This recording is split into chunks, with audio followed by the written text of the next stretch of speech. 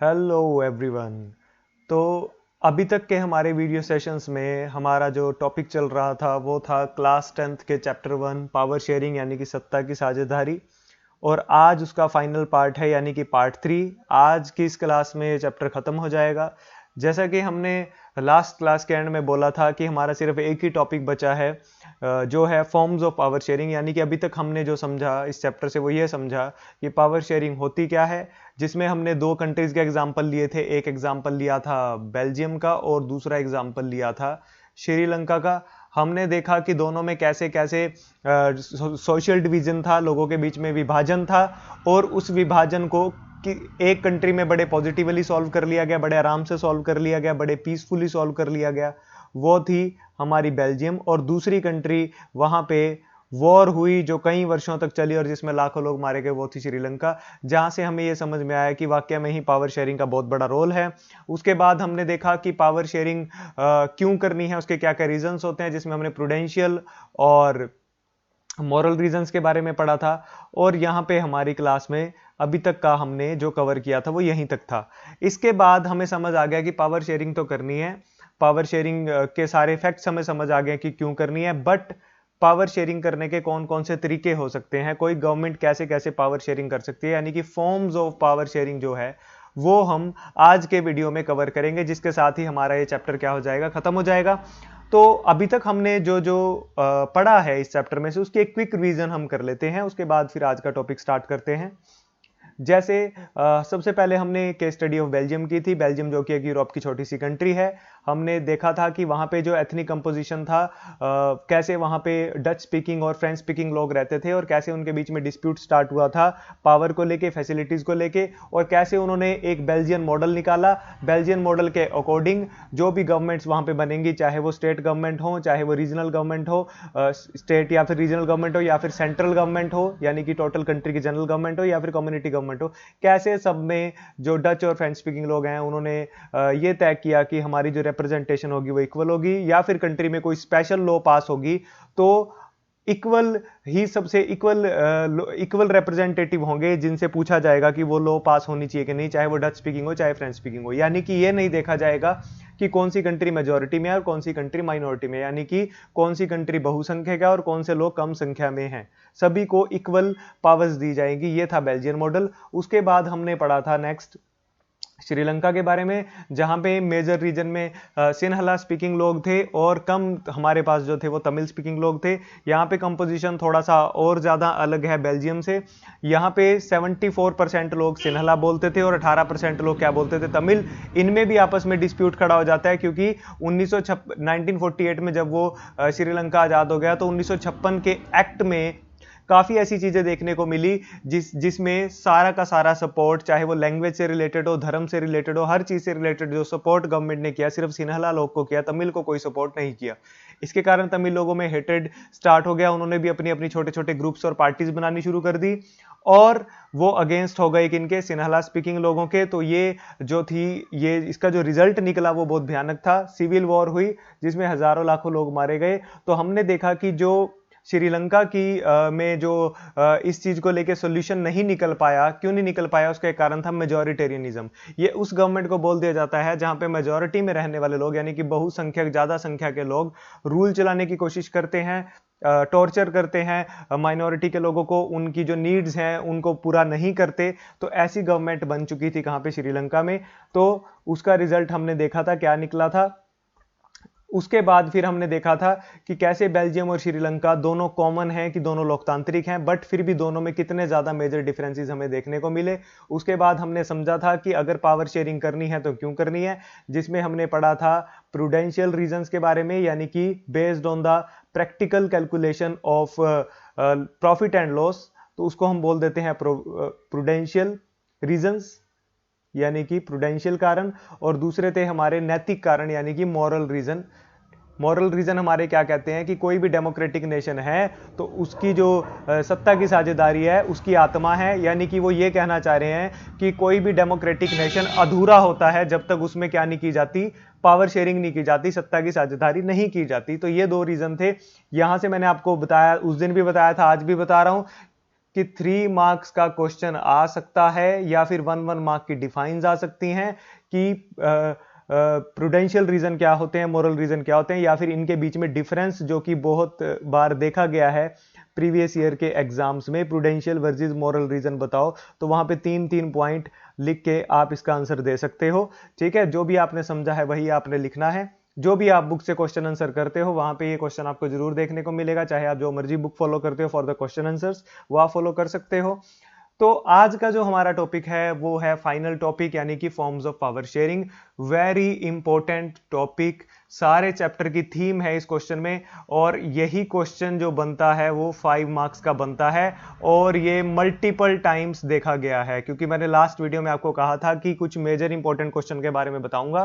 तो एक मैंने आपको बता दिया कि प्रूडेंशियल और मोरल रीजन वाला, यानी कि वाई टू शेयर पावर, वो कई तरह से आ जाता है ये क्वेश्चन इस तरह से भी आ जाता है कि प्रूडेंशियल मोरल में डिफरेंस बताओ। ये किस तरह में, ये इस तरह से भी आ सकता है कि why power sharing is desirable, why power sharing is desirable, वो ऐसे भी पूछ सकता है। तब आप इस क्वेश्चन को 5 मार्क्स का भी बना सकते हो, विद एग्जांपल्स आप एक्सप्लेन कर सकते हो प्रूडेंशियल रीजन क्या होते हैं, मोरल रीजन क्या होते हैं, और एग्जांपल जो देने हैं आपने वो वही वाले देने हैं जो बेल्जियम और श्रीलंका में आपको देखने को मिले हैं। आप वही वाले एग्जांपल देना कि यहां से हमें क्या सीखने को मिला। ठीक है, तो इस तरह कई तरीके से ये क्वेश्चन पूछा जाता है। इसी तरह एक और जो सबसे ज्यादा इंपॉर्टेंट क्वेश्चन जो मल्टीपल टाइम्स रिपीट हुआ है प्रीवियस, जो भी इससे पहले पास्ट में जितने भी सीबीएसई के एग्जाम हुए हैं 10th के, उसमें जो सबसे ज्यादा क्वेश्चन शेयर बार बार रिपीट होता है वो फॉर्म्स ऑफ पावर शेयरिंग है, और ये ज्यादातर 5 मार्क्स का क्वेश्चन बनता है, यानी कि आपके लिए तो ये बहुत ही ज्यादा इंपॉर्टेंट क्वेश्चन है। इसको अच्छे से पढ़ना, समझना और रट लेना, ये आपके बहुत काम आने वाला है स्कोर करने के लिए। तो अब बात यह है कि फॉर्म्स ऑफ पावर शेयरिंग, यानी कि जो सत्ता की साझेदारी है, उसके कौन कौन से रूप हैं, कैसे कैसे हम कर सकते हैं। तो फर्स्ट जैसे हमारे पास है sharing among different organs of the government. Organs यानी कि ऑर्गन को हिंदी में हम क्या बोल देते हैं, अंग। इसी को हॉरिजॉन्टल पावर शेयरिंग भी बोल दिया जाता है, क्षैतिज वितरण भी बोल दिया जाता है। कई बार क्वेश्चन ये भी आ सकता है 2 या 3 मार्क्स में, आपको ऐसा क्वेश्चन भी देखने को मिल सकता है कि एक्सप्लेन हॉरिजॉन्टल पावर शेयरिंग, यानी कि वो इनडायरेक्टली आपसे क्वेश्चन पूछेंगे, डायरेक्ट ये नहीं पूछेंगे कि explain the sharing of power between different organs of the government, सिर्फ क्या बोल देंगे, एक्सप्लेन हॉरिजॉन्टल पावर शेयरिंग। तो आपको उस टाइम पे समझ आ जाना चाहिए कि हॉरिजॉन्टल पावर शेयरिंग कौन सी है। ठीक है, तो यहां पे आपको देखने को मिल रहा है कि हमने 3 सर्कल बनाए हैं, 3 सर्कल को हमने क्या बनाया, हॉरिजॉन्टली बनाया है। ठीक है, इसको क्षैतिज वितरण हिंदी में बोल देते हैं, क्या बनाया, हॉरिजॉन्टली बनाया है तीनों के तीनों सर्कल को। और तीनों के तीनों सर्कल को आप देख रहे होंगे कि हमने ऑलमोस्ट एक साइज का बनाया है। ये चीज क्या रिप्रेजेंट करती है, ये चीज ये रिप्रेजेंट करती है कि तीनों के पास अपनी अपनी इक्वल पावर्स हैं और सेपरेट पावर्स हैं, इक्वल एंड सेपरेट पावर्स हैं। कोई भी अपनी पावर्स को अनलिमिटेड यूज नहीं कर सकता। ठीक है, सब कुछ लिमिट में काम करते हैं, लिमिट में काम करते हैं सब। तो पहले तो हम ये समझते हैं कि ऑर्गन्स होते कौन कौन से हैं। तो आपके सामने देखने को मिल रहा है ऑर्गन्स होते हैं हमारे पास लेजिस्लेचर, एग्जीक्यूटिव एंड जुडिशरी। अगर मैं हिंदी की बात करूं तो लेजिस्लेचर को बोल दिया जाता है विधायिका, एग्जीक्यूटिव को बोल दिया जाता है कार्यपालिका, और जुडिशरी को बोल दिया जाता है न्यायपालिका, सॉरी, जुडिशरी को बोल दिया जाता है न्यायपालिका। ठीक है, जुडिशरी को न्यायपालिका बोल दिया जाता है। तो लेजिस्लेचर यानी कि विधायिका का क्या काम होता है, यानी कि यहां पे बात किसकी हो रही है, पार्लियामेंट की बात हो रही है, जहां पे क्या बनाई जाती है, लॉज बनाई जाती हैं। तो लेजिस्लेचर यानी कि विधायिका का क्या काम है, कानून को बनाना। ठीक है, यहां पे कौन बैठते हैं, काउंसिल ऑफ मिनिस्टर्स बैठते हैं। यहां पे काउंसिल ऑफ मिनिस्टर का जो हेड होता है, आपको पता है काउंसिल ऑफ मिनिस्टर का जो हेड होता है उसको बोल दिया जाता है प्राइम मिनिस्टर, जो कि अभी कौन है, नरेंद्र मोदी जी। और उसके बाद जब हम कार्यपालिका की बात करते हैं, ये जो भी लॉज लेजिस्लेचर बनाएगा उनको क्या करेगा, इंप्लीमेंट करेगा, उनको अप्रूवल देगा। ठीक है, तो इससे हमें क्या पता चला कि जो लेजिस्लेचर है उस पे कौन नजर रख रहा है, एग्जीक्यूटिव नजर रख रहा है। तो ये एक दूसरे पे डिपेंडेंट है, क्योंकि लॉ बनाने का काम है लेजिस्लेचर का और उसे पास कौन करेगा, एग्जीक्यूटिव पास करेगा। ये चीज आई होप आपको समझ आ गई होगी कि ये दोनों कैसे कनेक्टेड हैं। अब कार्यपालिका ने अप्रूवल देना है। अब आपको पता है अप्रूवल हमारे देश में कौन देता है, तो एग्जीक्यूटिव में सबसे बड़े जो हेड आएंगे हमारे पास, प्रेसिडेंट आ जाएंगे, वाइस प्रेसिडेंट आ जाएंगे, या फिर जो भी गवर्नमेंट पोस्ट पे लगे हुए ऐसे लोग जिनके हाथ में डिसीजन मेकिंग पावर है, जो फाइनल डिसीजन, फाइनल अप्रूवल दे सकते हैं। जैसे अगर मैं आपके एरिया की बात करूं, आपके एरिया में जो आईएएस ऑफिसर हैं, जो एडमिनिस्ट्रेटिव ऑफिसर हैं, वो भी एक तरह के एग्जीक्यूटिव वाला काम ही करते हैं कि अगर कोई चीज, कोई भी लॉ आपके एरिया के लिए अगर बनाई गई है, कोई छोटे वे में लॉ सिर्फ आपके एरिया के लिए कोई कानून बना है, तो उस कानून को फाइनल अप्रूवल देना, फाइनल इंप्लीमेंट देना, या फिर आप ये कह सकते हो कि आपके एरिया में कोई नया प्रोजेक्ट लगने वाला है, कोई कंस्ट्रक्शन प्रोजेक्ट लगने वाला है, उस कंस्ट्रक्शन प्रोजेक्ट के लिए जो फाइनल अप्रूवल दिया वो आईएएस ऑफिसर ने दिया, तो हम कह सकते हैं कि उसने कैसे काम किया, एग्जीक्यूटिव के तौर पे काम किया। ठीक है, तो एग्जीक्यूटिव में हमारे पास प्रेसिडेंट और वाइस प्रेसिडेंट आगे जो हेड हैं, और उन्होंने क्या दे दिया, जो भी कानून बना है उसको अप्रूवल दे दिया। ठीक है, यहां से आपके पास दो क्वेश्चन और मैं आपको बताता हूं, इंपॉर्टेंट क्वेश्चन, कई बार 1 मार्क में पूछ लिया जाता है कि हेड ऑफ द गवर्नमेंट किसे बोलते हैं। हेड ऑफ द गवर्नमेंट किसे बोलते हैं? प्राइम मिनिस्टर को बोलते हैं। हेड ऑफ द स्टेट किसे बोलते हैं? Head of the state. Head of the state अगर कभी भी आपके पास आ जाए तो वो बोलते हैं किसको? प्रेसिडेंट को। यानी कि जो सरकार के मुखिया हैं वो तो प्राइम मिनिस्टर को बोला जाता है। हेड ऑफ द स्टेट, यहाँ पे पूरी कंट्री की बात हो रही है, पूरे देश में मुखिया किसको बोला जाता है? प्रेसिडेंट को बोला जाता है। ये चीज आपने याद रखनी है। अब हुआ क्या, विधायिका ने कानून बनाया, उसको इंप्लीमेंट किसने किया? कार्यपालिका ने। कार्यपालिका उसको फाइनल अप्रूवल देके लागू कर देगा। इंप्लीमेंट करने का मतलब क्या होता है? लागू करना। और जो जुडिशरी है, अब जुडिशरी ये चेक करेगा कि ये जो कानून है ये ठीक भी है कि नहीं है।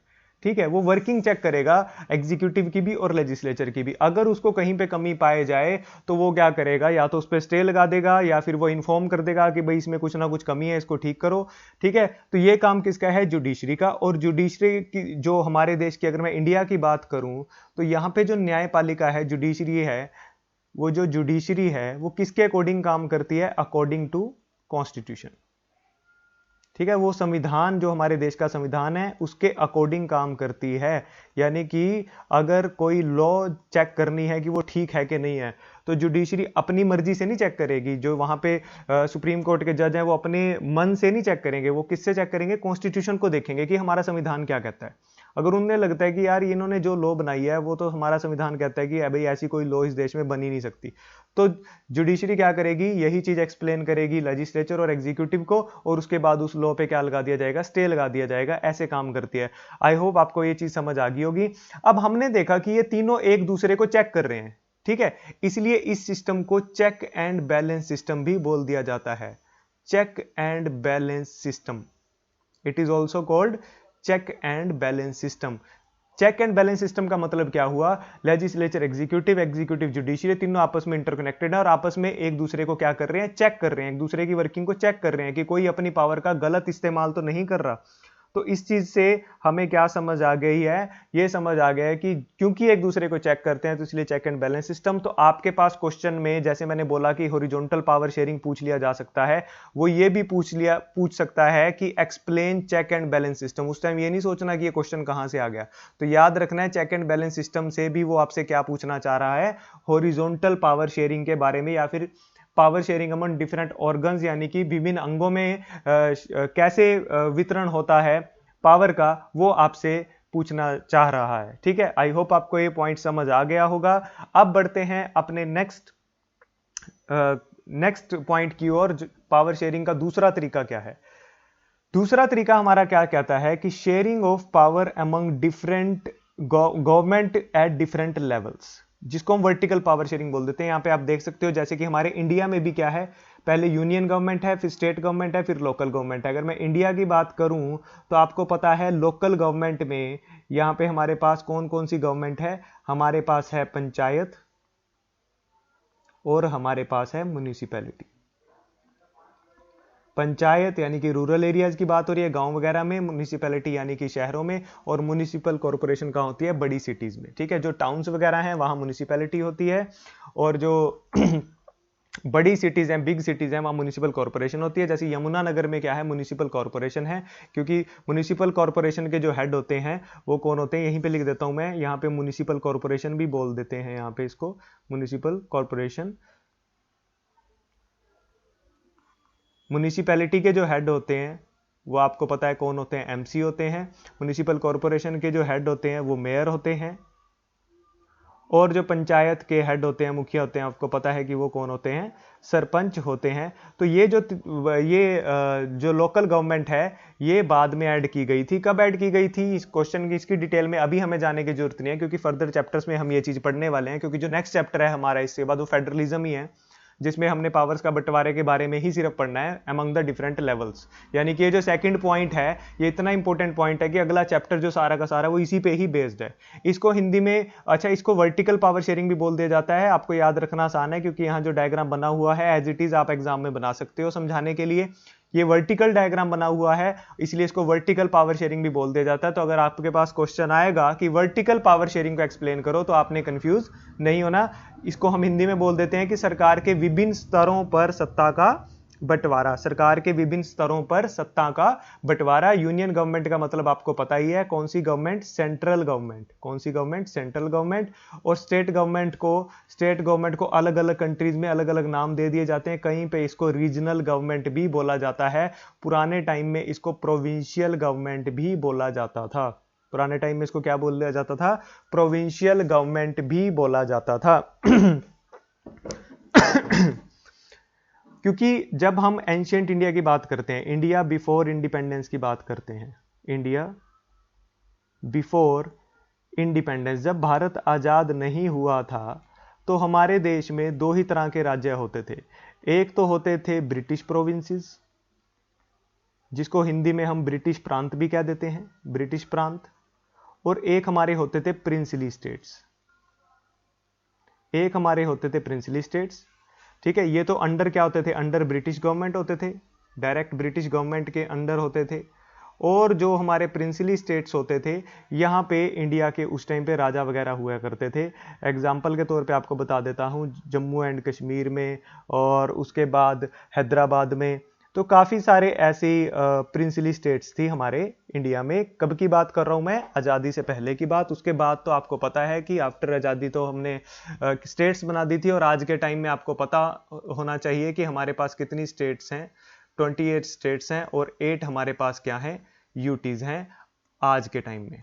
तो मैं यहाँ लिख देता हूँ इंडिया टुडे, ठीक है। तो हमने क्या करना है, क्योंकि हमें पता है कि हम डिफरेंट लेवल्स ऑफ गवर्नमेंट में क्या कर रहे हैं, पावर शेयरिंग कर रहे हैं। कुछ पावर सेंट्रल गवर्नमेंट के पास है, कुछ स्टेट गवर्नमेंट के पास है, कुछ लोकल गवर्नमेंट के पास है, ठीक है। अब इनमें पावर शेयरिंग कैसे होती है ये पढ़ेंगे हम नेक्स्ट चैप्टर में, जो कि इस चैप्टर का हिस्सा नहीं है। तो इसलिए हमें यहाँ पे सिर्फ इतना समझना है कि पावर शेयरिंग करने का और कौन सा तरीका है, कौन सा तरीका है, वर्टिकल पावर शेयरिंग है, ठीक है। आई होप आपको समझ आ गया होगा। इसको हिंदी में क्या बोलते हैं, ऊर्ध्वाधर। याद रखना, क्वेश्चन आए तो इजीली अटेम्प्ट उसको आप कर पाओ। थर्ड हमारा जो पॉइंट है, इसके 4 ही पॉइंट है जिसमें अब थर्ड पॉइंट पे हम पहुंच चुके हैं। पावर में also be shared among different social group. Social group यानी कि सामाजिक समूह। देखो सोशल ग्रुप कोई भी हो सकते हैं, ठीक है। Social group based on language भी हो सकते हैं, ठीक है। Social group based on language भी हो सकते हैं, और बेस्ड ऑन कल्चर भी हो सकते हैं, बेस्ड ऑन रिलीजन यानी कि धर्म के बेस पे भी हो सकते हैं। तो किसी भी बेस पे हो सकते हैं सोशल ग्रुप किसी भी देश के अंदर।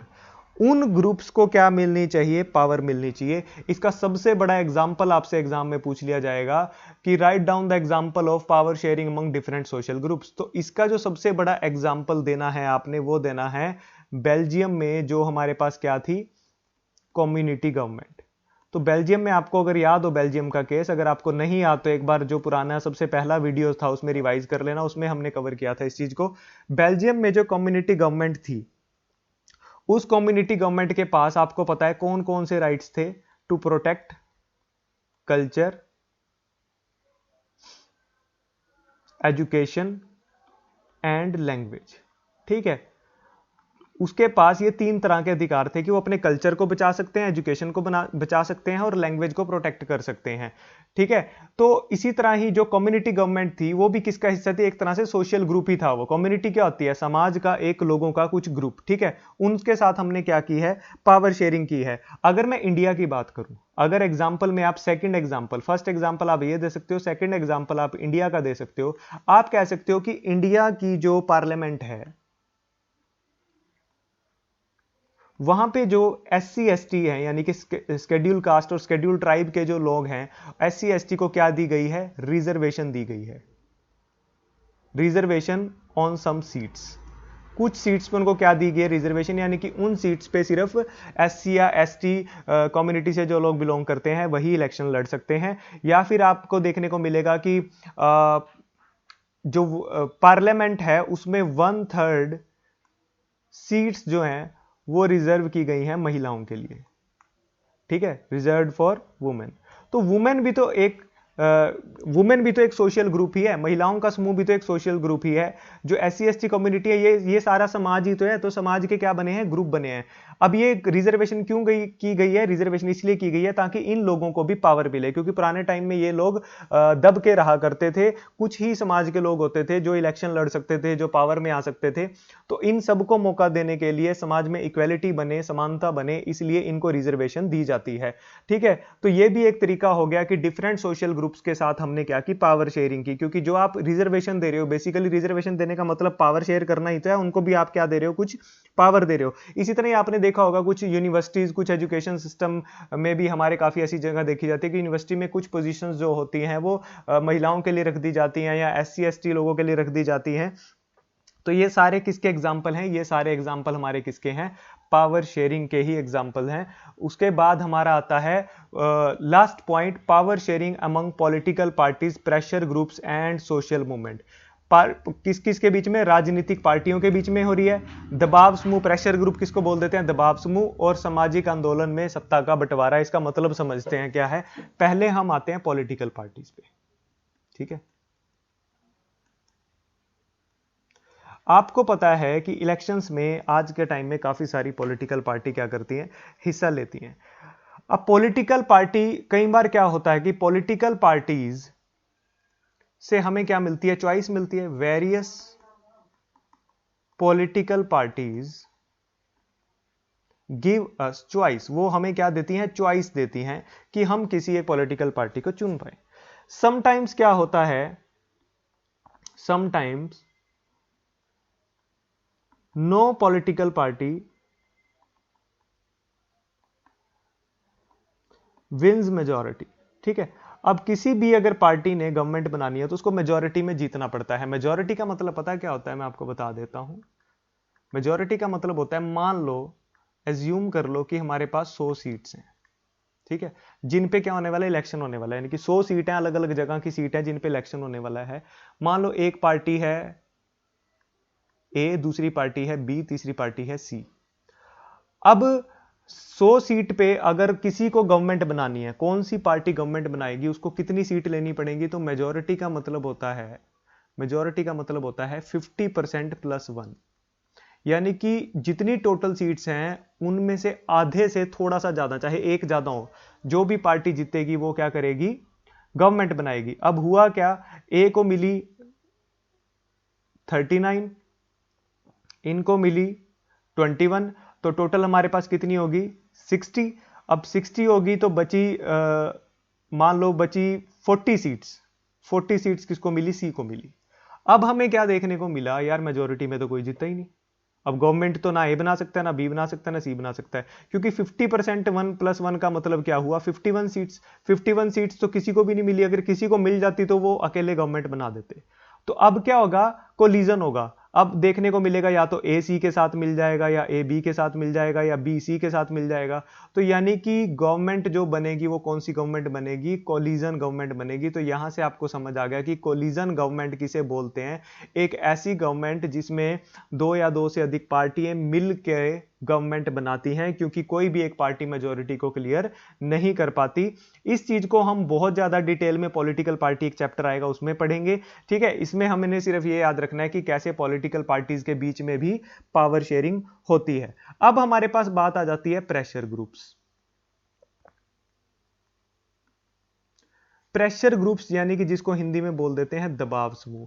तो जैसा इसका नाम है वैसा ही इनका काम है, ठीक है। दबाव समूह क्या होते हैं? अब इसके ऊपर भी क्वेश्चन आ जाता है आपके पास। क्वेश्चन क्या आएगा?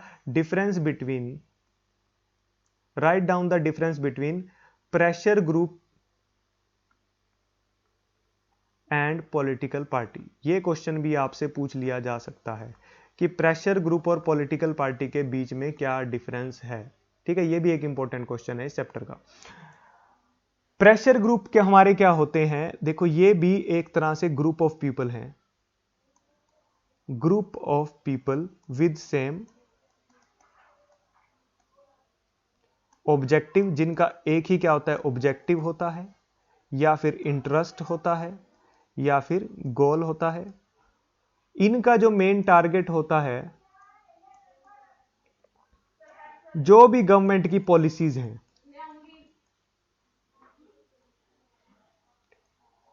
उनको अच्छा करवाने के लिए ये उस पे क्या डालना चाहते हैं, गवर्नमेंट पॉलिसीज पे अपना इंपैक्ट डालना चाहते हैं। ठीक है, अब मैं आपको एक एग्जांपल देता हूं, अगर आपको अभी तक समझ नहीं आया इसका मतलब, तो इस एग्जांपल से पक्का समझ आ जाएगा। जैसे मान लो आप ट्रेडिंग करते हो, आप एक व्यापारी हो, ठीक है, आप एक ट्रेडर हो, यानी कि एक व्यापारी हो। आप सभी व्यापारियों के साथ मिल गए और आपने अपनी क्या बना ली, एक ट्रेड यूनियन बना ली। जैसे आपने देखा होगा आजकल स्टूडेंट्स की भी एक यूनियन होती है, स्टूडेंट यूनियन। आजकल फार्मर्स की भी एक यूनियन होती है, फार्मर यूनियन। तो इस तरह के कितने सारे एग्जाम्पल हमारे खुद के देश में देखने को मिल सकते हैं। वुमेन्स का भी एक यूनियन बन जाती है, वुमेन यूनियन। तो जितनी भी ये यूनियन है, ठीक है, ये यूनियन भी किसका एग्जाम्पल है, प्रेशर ग्रुप का। ये डायरेक्ट ये इलेक्शन में पार्टिसिपेट नहीं करते, election not participate in election, क्योंकि पॉलिटिकल पार्टी तो इलेक्शन में पार्टिसिपेट करती है ना। They do not participate in election, ये इलेक्शन में पार्टिसिपेट नहीं करते, क्योंकि इनका काम कोई चुनाव लड़ना नहीं होता। इनका काम ये होता है कि एक यूनियन बनाना, ताकि हमारी आवाज और ज्यादा स्ट्रांग हो सके। यानी कि आप जब एक यूनियन बना लोगे तो आपकी आवाज स्ट्रांग हो जाएगी, तो गवर्नमेंट की जो भी पॉलिसीज होंगी, अगर आपको उनमें कुछ गलत लगेगा तो आप उसको चेंज करवा सकते हो, आप प्रोटेस्ट कर सकते हो, हर तरह का अधिकार आपको मिल जाएगा।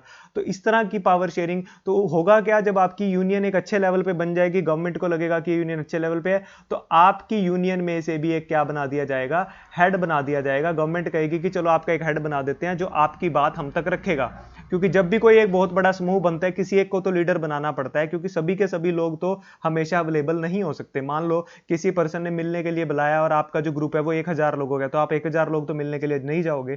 तो इसलिए इन यूनियंस का भी एक हेड बन जाता है, मुखिया बन जाता है, वो अपनी बात गवर्नमेंट के सामने जाके रखता है। बट याद रखना, सबसे मेजर डिफरेंस जो प्रेशर ग्रुप और पॉलिटिकल पार्टी में है कि पॉलिटिकल पार्टी भी प्रेशर ग्रुप की तरह ग्रुप ऑफ पीपल ही है, बट पॉलिटिकल पार्टी इलेक्शन में हिस्सा लेती है और प्रेशर ग्रुप इलेक्शन में हिस्सा नहीं लेते। तो जब इनके साथ पावर शेयरिंग होती है तो उसको बोल दिया जाता है power sharing with the pressure group. Last है हमारे पास सोशल मूवमेंट, सामाजिक मूवमेंट।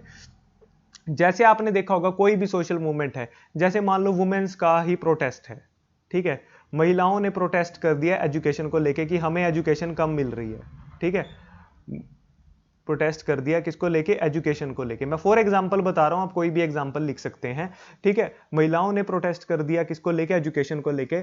तो उस वो प्रोटेस्ट इतने बड़े लेवल पे बढ़ गया क्योंकि महिलाएं हैं, कोई एक पर्टिकुलर जात या बिरादरी के लोग नहीं, महिलाएं, और महिलाएं तो हर कास्ट की क्या होगी, इकट्ठा हो गई। तो उनका एक बहुत बड़ी क्या बन गई, एक बहुत बड़ा क्या बन गया, ग्रुप बन गया, और उस ग्रुप ने गवर्नमेंट के सामने अपनी डिमांड्स रखी।